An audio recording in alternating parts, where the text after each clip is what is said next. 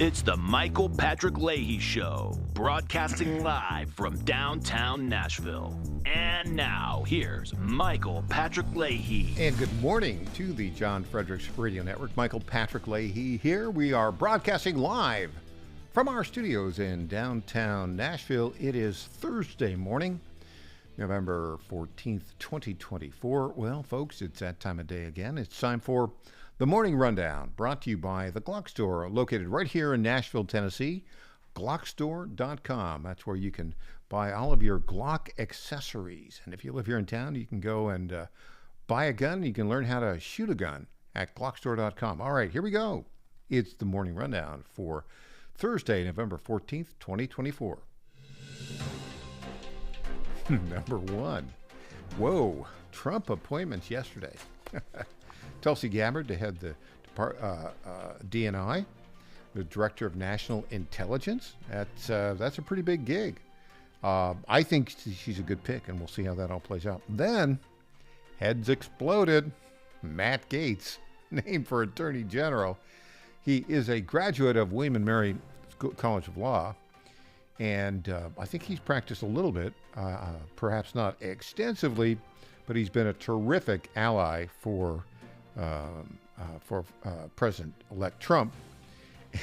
Nobody saw that one coming. Oh, my goodness. And he resigned from Congress like the day after, like within a couple hours, which is interesting. We'll get to that, the impact of that here in a bit. Okay, number two. What are the other appointments outstanding? Here's what I think we're going to see. Scott Bessent, our friend who's been on this program several times, a hedge fund guy who knows how to manage money. I think he's going to get the pick for Treasury. We might see that today. Then we've got Health and Human Services. And I think in that instance, we have Robert F. Kennedy Jr. vying with Ben Carson, Dr. Ben Carson. I don't know how that's going to play out. Ben Carson would be confirmable, asterisk, right, if that's the route they go. RFK Jr., perhaps not. RFK Jr. might get a, quote, a czar type appointment, but we'll see how that plays out. Also, Thomas Massey, the congressman from Kentucky, may be the pick at agriculture. And I think to me, the other two you're going to see Doug Burgum as Secretary of Energy, the governor of North Dakota, our buddy, and Linda McMahon, the WWE co-founder, as Secretary of Commerce. I think that's what you're going to see. Number three, this is interesting. So with all the changes of the new administration and the new Department of Justice, we at the Tennessee Star and I individually, Michael Patrick Leahy, will be sending a letter. Our counsel, I advised our counsel yesterday, we're going to send a letter to the Department of Justice and the federal judge overseeing the federal case we brought against the FBI to release the entire Covenant Killer Manifesto. That's about 1,000 pages. And the judge has been reviewing all these documents in camera since, I think, June. Here we are in November. We don't know what she's going to rule on it. But I think it may be moot, as they say in law, because, look, when Matt Gaetz is Attorney General, January 20th, 2025, in acting capacity, which I think is probably where they're going to go, they're going to release these documents. So why not release them now, right? Withdraw the case. That's what we're going to, our attorneys, we'll get the letter from the attorney out, and the court filing on that sometime either this week or next week. That'll be something. Number four, they're trying to steal the Pennsylvania Senate election. David McCormick, the Republican, leads by 39,000 votes. And Mark Elias is up there. They're trying to get, unregistered votes counted, votes from unregistered voters, non-citizens. I think Harmeet Dillon's up there. I think she's going to stop that. Number five, Carrie Lake has, and we're going to play this, has released a statement, which basically sounds like a concession in Arizona. And number six, here in Tennessee, the Tennessee Bureau of Investigation says the Venezuelan gang, Trent de Aragua, is, and they're a vicious gang. They're here in Nashville and other cities in Tennessee. So there you go, a very busy day. That is the morning rundown for Thursday, November 14th. 2024. This is the time of year when we're called upon to be thankful, and we at the Michael Patrick Leahy Show, we're thankful for all of our sponsors. We're not NPR, we're not taxpayer funded, And so, in order for me to express my views, we've got to go out and get sponsors. And we have a terrific sponsor in our friends at the Glock Store. You know, Lenny McGill, the CEO and founder, moved here from San Diego, moved to Nashville in 2020. And they started listening to my show, and they called me up and said, Mike, we like what you're saying. That's one of the reasons we moved from San Diego, to be able to hear programs such as yours. We want to sponsor you. Now, here in Nashville, they have a beautiful retail showroom and the incredible, totally unique Shoot 270 shooting rooms. This is where I went to learn how to shoot a gun, and the training is just fantastic. But first and foremost, the Glock Store is a nationwide online retailer, glockstore.com. So if you're listening to this program, wherever you are, if you're listening on terrestrial radio in Pennsylvania or Georgia or Tennessee, West Virginia, you can go to glockstore.com, buy any Glock accessory you want. They're the best in the country. Visit glockstore.com, sign up for their interesting and informative sales letter at the bottom of the website, learn about all those great products and services, and the most important thing to me, you're helping support the Michael Patrick Leahy Show. Glockstore.com, and thank you, Lenny McGill, CEO and founder of the Glock Store. I got to get Lenny in. He's such a great guest. And I've told you this before. You got to start as a singing waiter. That's a long story, but anybody who started out as a singing waiter and is now the CEO of a huge company like the Glock Store, that's pretty darn good.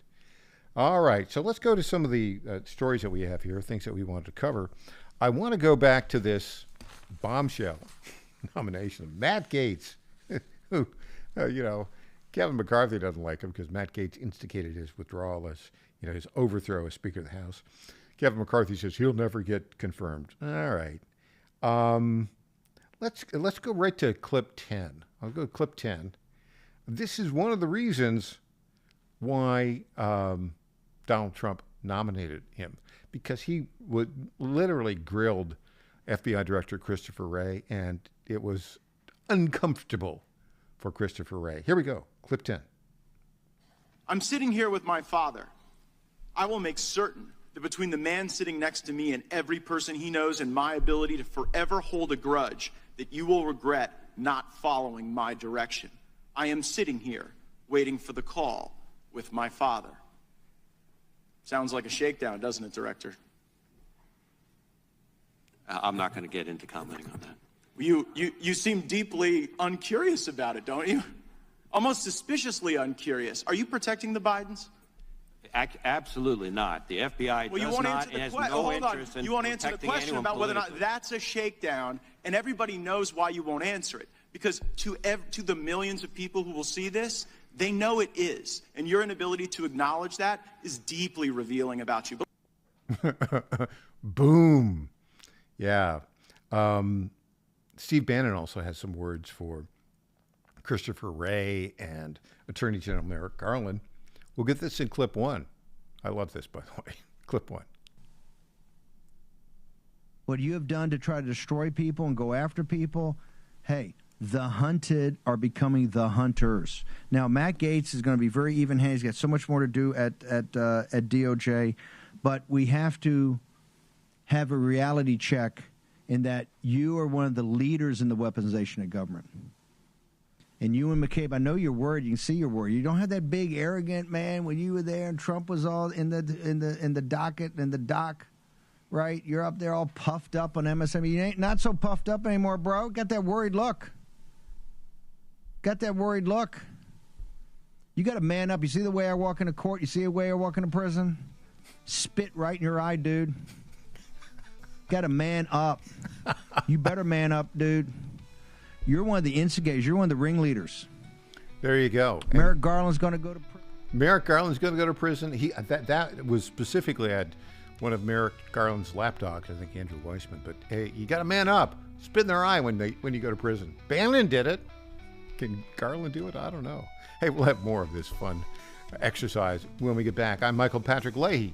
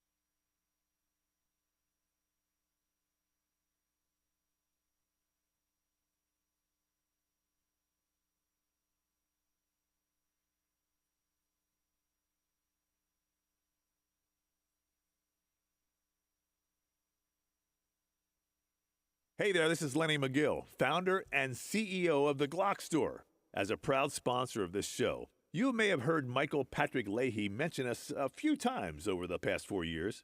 But today, it's me on the radio telling you how pleased we are to be associated with Michael Patrick Leahy and his dedication to the highest levels of professional journalism.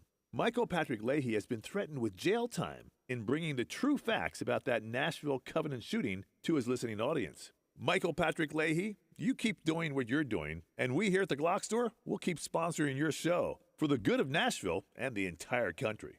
And I'm personally inviting all of your listeners to come visit and shoot at the Glock Store. It's where Michael Patrick Leahy learned to shoot a gun for the first time and where he bought his own personal Glock 19. I'm Lenny McGill, founder and CEO of the Glock Store here in Nashville, just minutes from the airports, worth the drive from anywhere, and a proud sponsor of Michael Patrick Leahy and the Tennessee Star Report. Welcome back to the Michael Patrick Leahy Show. Now, here's Michael Patrick Leahy. Welcome back. Are you enjoying the complete breakdown of the left as much as I am? And of the establishment and of all the legacy media? It's just too much fun.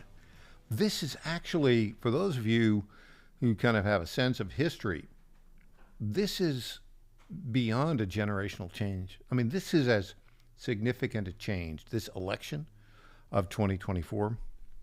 It's going to go down as a change, a transformational change, comparable to the 1932 election of Franklin Delano Roosevelt, the 1980 election of Ronald Reagan, and the 1964 election of Lyndon Baines Johnson. Those are the consequential elections that we've seen, and this is it. This is another one, and I just love it. You want to call in and you want to share with me how much you're enjoying this. Our number is 615-649-8477. Now, let me put that down again. 615-649-8477. Our producer, Patrick, will take the call and just tell him where you're from and what do you want to say. Now, John Bolton. We've got a clip of John Bolton whining, and I just love it. I met John Bolton way back when a couple of the founders of the Tea Party movement and I, Christina Botteri, and who's with us now still at the Star News Network, and Lori Medina, who's a well-known activist in Texas. I think, 2011, we went into John Bolton's office. This was when he was sort of in a boomlet of popularity. And we talked to him about his possibly running for president in the United States. The guy that we met in 2011 has turned to the dark side. Okay. Turned to the whiny dark side. And I just want to play this clip for you of him whining. It's just glorious. Clip 12, John Bolton whines. Well, I think that Tulsi Gabbard's nomination to be Director of National Intelligence, when I first heard that today, my immediate reaction was hilarious. Why? She's totally not competent for that job. Gates is the worst. She may be tracking in at the second worst. Haven't had a lot of time to do research on the Tulsi Gabbard nomination. But okay. Wah, wah, wah. I mean, this is the guy. So remember what Trump says about Bolton, right? He's a crazy loon. And sometimes that was helpful to have him in the room when they were dealing with North Korea or China. Oh, yeah. Well, Trump's fine, but this crazy loon, who knows what this crazy loon's going to do? He couldn't get confirmed as ambassador to the United Nations under, I think, George W. Bush. And then he was national security advisor for like a cup of coffee before Trump fired him. And he's a very bitter guy. Now, on the ascendant, let's go to the opposite, the guy who's on the rise. Let's go to clip 14, which is Scott Jennings, who is, I mean, he's just tearing apart these guys at CNN. Look, he might be a very good press secretary for Donald Trump. We'll talk about that here in a little bit after this. Okay, let's go with Scott Jennings, just tearing into the CNN folks. Clip 14. You were in disbelief. Are you not entertained? I mean, this is the most entertaining transition I've ever seen. No, I was as surprised as Paula, because it's not a name that we had seen. You know, we'd seen some reporting, a lot of different names, frankly, a lot of really sort of well-heeled Washington legal types that were on the list. So I'm as surprised as anyone. But what I take away from this is that this is a president-elect who is feeling his power. I mean, this is someone who is appointing people to things, whether it's Gates or anything else we've seen today, who is feeling his power, feeling his influence, doesn't feel like he's in a mood to negotiate with the people in Washington, D.C. He's here to do what he wants to do, and he's going to expect the Republicans to fall in line. Now, all these people, whether it's Gates or Hegseth or anyone else, have to go to confirmation and go through these committee hearings and prove themselves like anyone else. But it is apparent to me that Trump is in a decisive mood and is not someone who's interested in picking things that he would consider to be watered down. So, you know, but he, like everyone else, they have to go up there and prove themselves. But you can't underestimate Donald Trump's influence over the Republicans in the Senate on this. Yeah, and let's go to that just for a moment. So, Lindsey Graham, the senator from South Carolina who, you know, big talk, not a lot of action, and clearly, I don't know, he supports Trump, and then he's a rhino, then he supports Trump. You never know what the deal is with that guy. He came out originally, he came out originally in, I would say, against the Matt Gaetz nomination, right? Came out against the Matt Gaetz nomination. And it wasn't 24 hours before that whole thing was just destroyed by Donald Trump. And he reversed course. Well, that's, you know, Lindsey is a guy who he doesn't have much in the way of a backbone, rather. Now, I'll tell you a guy who has a backbone. We're going to go clip 6 here. Stephen K. Bannon, he was just on fire yesterday. We'll play clip 6. Bannon on the Gaetz nomination. You got to think about this guy. This is a guy that the media didn't give a time of day to after he was accused of sleeping with an underage girl.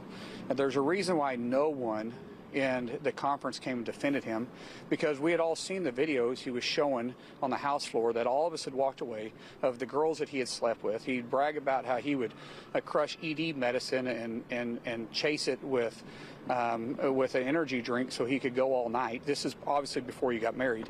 And so when that accusation came out, no one defended him, and then no one on the media would give him a time of the day. All of a sudden he found fame because he opposed the Speaker of the House back in November. And he's always stayed there, and he was never going to leave until he got this last moment of fame by going after a motion to vacate. It's important to know Congressman Gaetz has never been charged with any sex trafficking crime, and he gave this statement to CNN in response. I don't think Markwayne Mullin and I have said 20 words to each other on the House floor. This is a lie from someone who doesn't know me and who's coping with the death of the political career of his friend Kevin. Thoughts and prayers. Are you going to vote for Matt Gaetz? You know, Matt Gaetz and I, there's no question that we've had our differences. They've been very public about it. I completely trust President Trump's decision-making on this one. But at the same time, he's got to come to Congress and sell himself. There's a lot of, or to the Senate and sell himself. There's a lot of questions that are going to be out there. He's got to answer those questions. And hopefully he's able to answer the questions right. And if he can, then we'll go through the confirmation process. Senator Markwayne Mullin from the great state of Oklahoma. Good to see you, sir. Thanks so much for being here. I really appreciate it.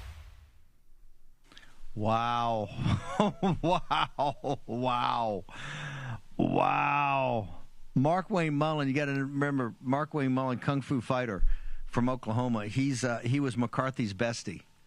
And he was crushed when we crushed. Remember that quote? No one in media would give him the time of day to put him on. Yo, bro. I take it you're not a war room watcher. Of course, Fox wouldn't. If you're watching Fox TV for stupid people, yeah, you wouldn't see Gaetz. Gaetz was banned. He was banned. But Gaetz took down a sitting Speaker of the House. And remember, President Trump, when he did that was not President Trump's fight. Didn't want to have anything to do with it. Kind of like Kevin. We had different ideas of what had to happen, but it was fine. He kind of gave us room to maneuver. Okay, now that's just this setting the stage for the key element of Bannon there, because Bannon is the tip of the spear, right? And he said that. You know, Donald Trump is more of a moderate conservative, really, if you look at it. But he wants to disrupt the government. He's got a lot of common sense. But Bannon, tip of the spear, he wants to bring it home. What's really going to be interesting here is how these nominations are handled by the Senate. There's been a report that Donald Trump is going to use a little trick in the Constitution, Article 1, Section 3, I think it is, where if the Speaker says, I want to go out of session of the House, and the Senate says we don't want to go out of session, the President on his own can tell them both to go out of session. That's the little secret that they have. And so I think we may see the afternoon of January 20th, Article 1, Section 3 invoked, and then you'll see a flurry of a couple dozen recess appointments. Boom, hit the ground running. Hey, when we come back, Neil W. McCabe, great political reporter with Red State, will be here with us with his assessment of Week 1. Back after this.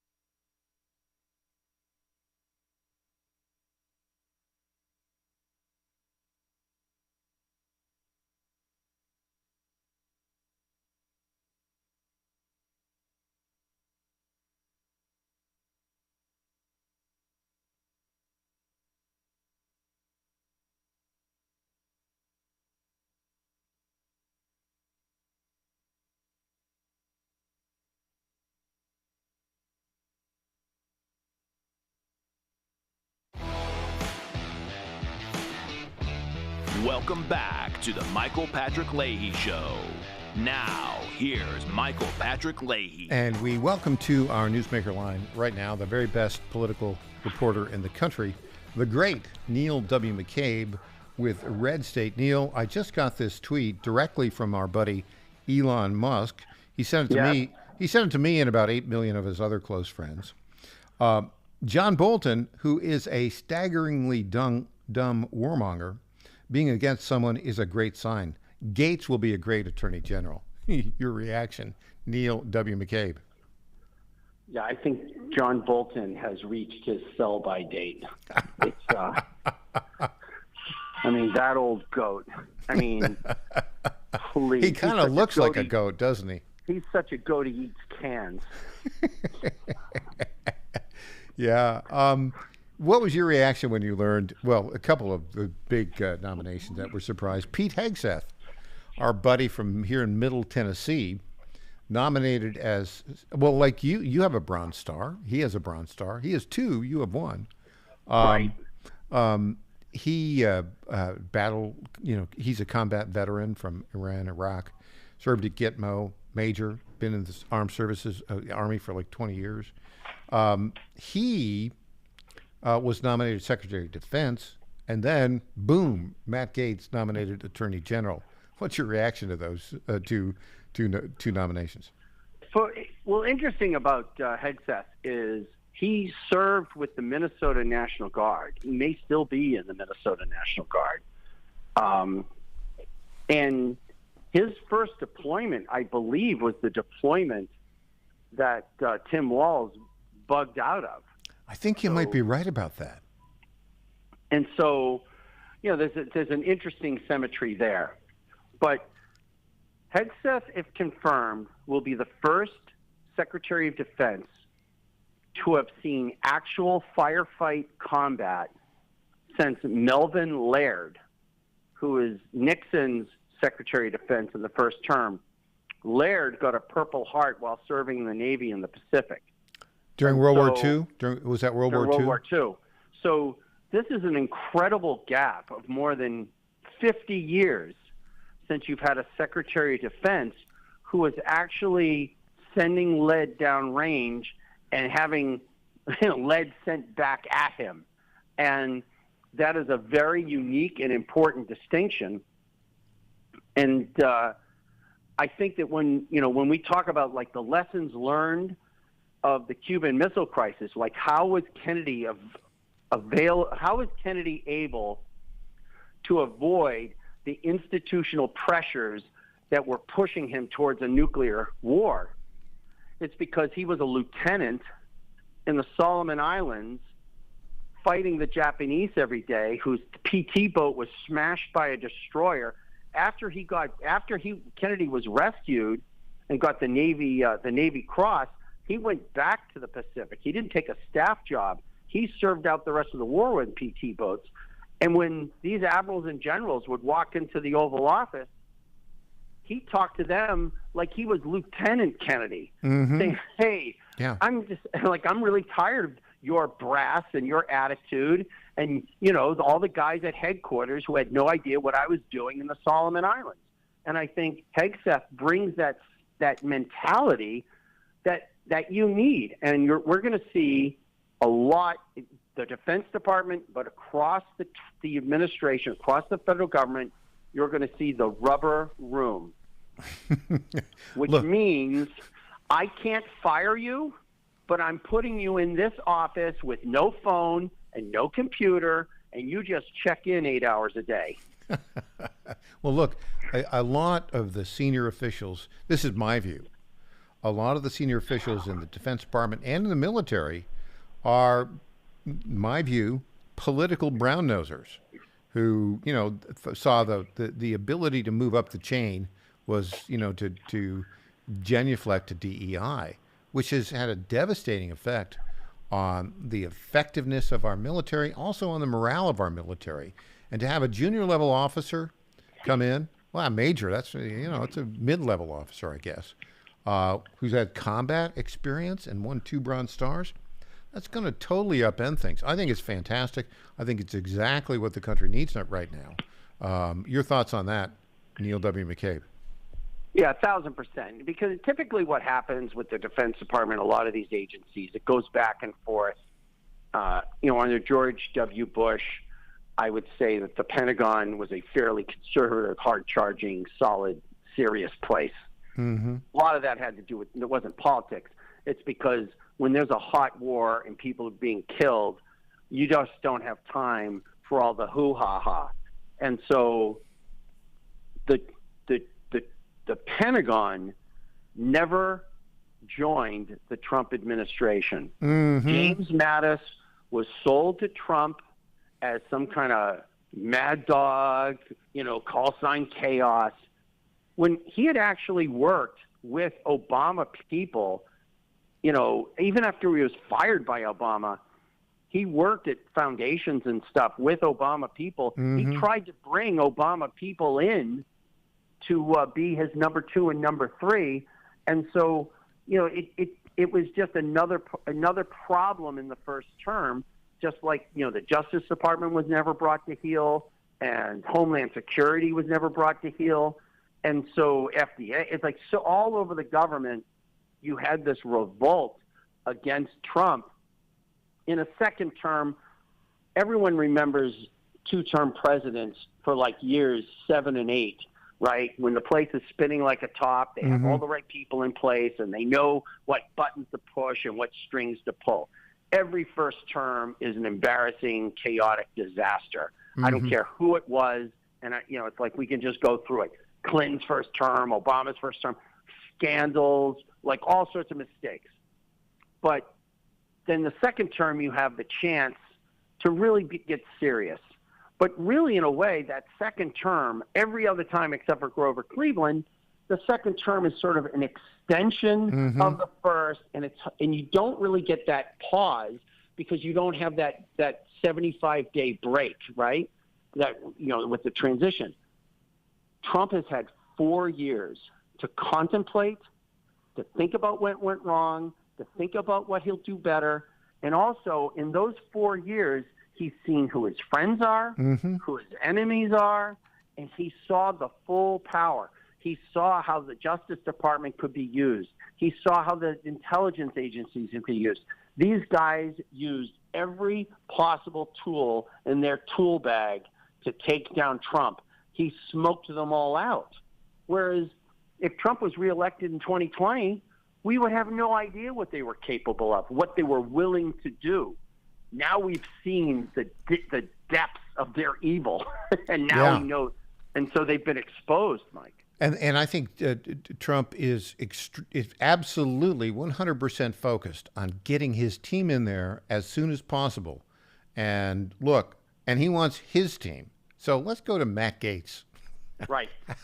Matt Gaetz, who I've met a couple times, and I think you've met him as well. Well, I did a 30-minute interview special for One American News with Matt Gaetz. We ended up spending 90 minutes together on a dock at his father's place, and I've interviewed him a number of times. I've interacted with him sort of off the grid, just sort of regular conversations about life and about politics. And he is a very smart guy. He's very gregarious. He's very open-minded. He's like a lot of people, he's not the monster that he's being portrayed as. And he's another guy who they have basically used every tool in the tool bag to take down, but he's not a dope. His degree is his law degree is from William and Mary.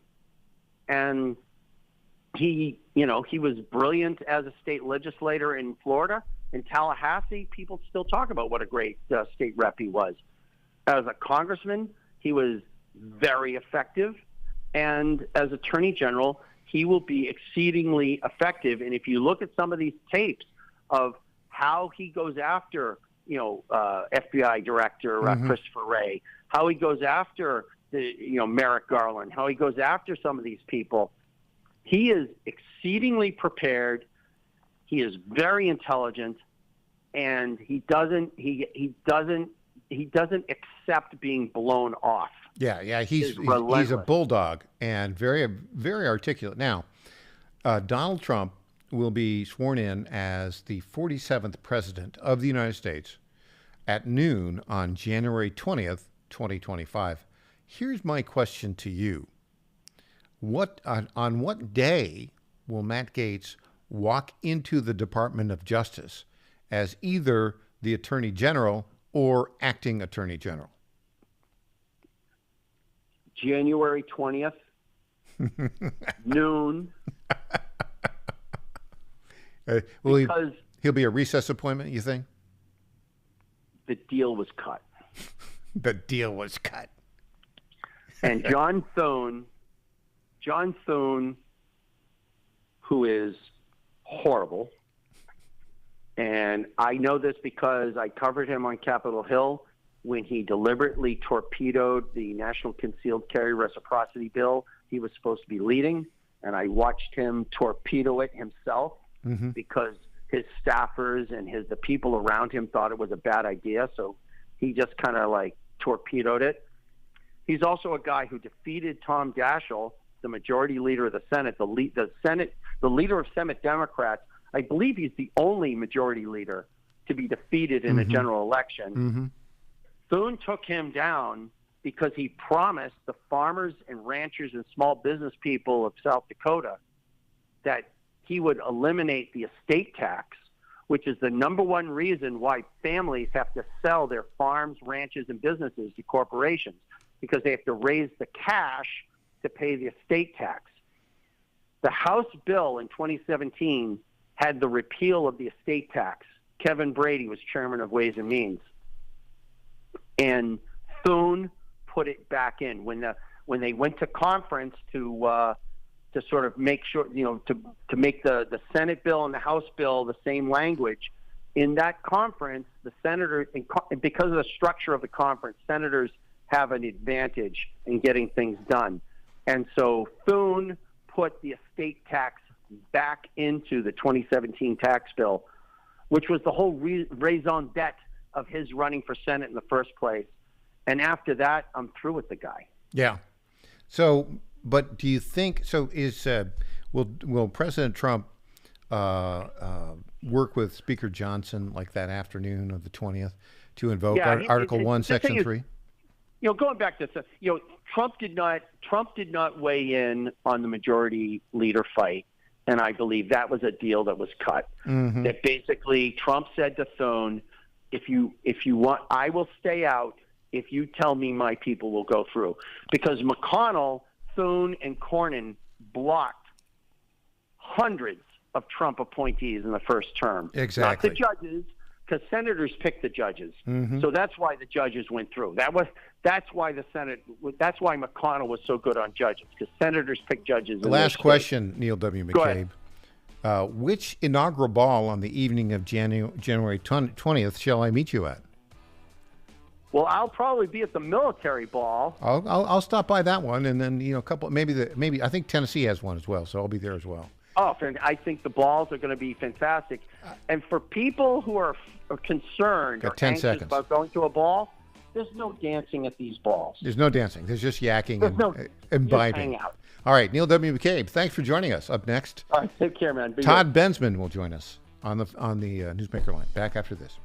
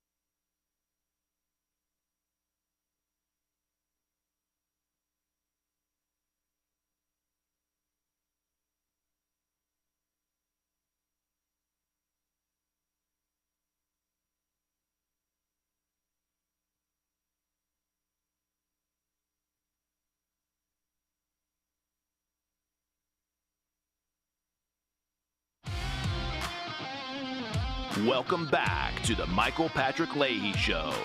Now, here's Michael Patrick Leahy. And we welcome to our Newsmaker line our very good friend, senior fellow, great journalist, senior fellow with the Center for Immigration Studies, Todd Bensman. Welcome, Todd.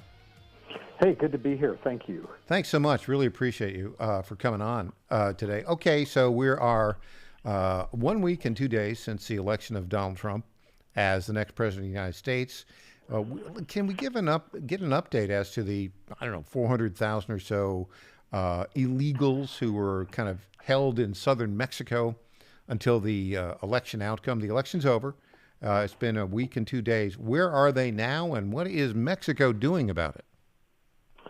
Well, we don't see yet a massive surge on the border, and I think I don't know for sure why that might be, but I strongly believe that it has something to do with Donald Trump's threat to the Mexican president from Raleigh, North Carolina, Monday, the day before the election, that if she didn't halt keep the blockade in place, that he would put 25% trade tariffs on Mexican exports to the United States as soon as he got into office. And if that didn't work, then he would up that to 50%. And if that didn't work, 75%. And if that didn't work, 100%. So I think that really caught her attention. I think that caught her attention. Also, I think that it probably has not hurt that Tom Homan, as soon as he was, actually before he was named, but after he was named border czar, that he went on the road with interviews telling the entire world of aspiring migrants that you're going to get deported. He's going to deport all of you. Don't get too comfortable. We're coming after you. That sort of talk, whether it proves out or not, they pay attention to talk like that. Everything that comes out of Washington, they're listening to. Well, and Tom Homan, I've interviewed him, half a dozen times. That is a guy, and you probably know Tom pretty well, I guess. Yeah, I do. This is, he and I are both from upstate New York. He's from Watertown, New York, and I have a lot of friends who are, tough guys, right, from upstate New York who go on get law enforcement careers, and they don't mess around. Tom Homan is not somebody I'd want to mess around with. I think he's serious, very serious about his mission. Your thoughts on that, on Tom Homan's impact? Yeah, absolutely. He's definitely a bull in a china shop, and that's exactly why he was selected.